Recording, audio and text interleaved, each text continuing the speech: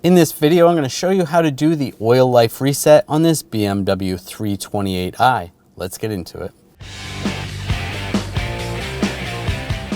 Now turn the key in the on position, and then you're going to scroll through with the BC button on the side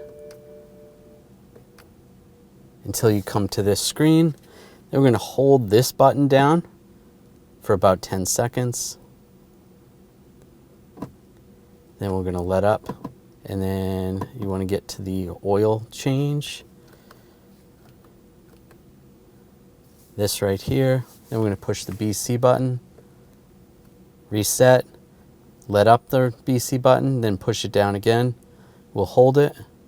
You're going to wait for the clock to turn. Still holding it, and now it reset. Now you can turn the key in the off position.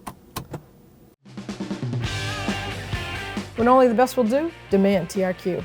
The only company that lets you view before you do. TRQ is committed to offering the highest quality aftermarket auto parts that are engineered for peace of mind. Thanks for using and viewing with TRQ.